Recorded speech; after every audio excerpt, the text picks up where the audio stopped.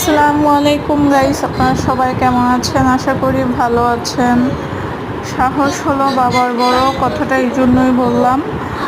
আমরা 30+ কাজে আমাদের এত সাহস নেই। মাশাআল্লাহ মাশাআল্লাহ, এই বেবিটার যে সাহস আছে।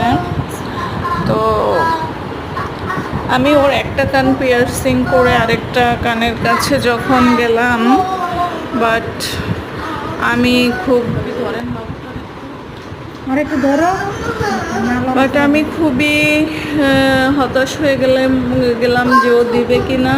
দেখলাম যে না, ও খুব ভালো করে দিচ্ছে কানটা পিয়ার্সিং করতে। তো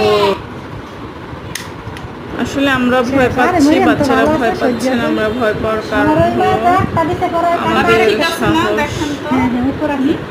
হয়েও হয় না, বাচ্চাদের সাহস। তো এদেরকে আমাদের আরো সাহস দেখাতে হবে, তাহলে মরিয়ম তো ভালো।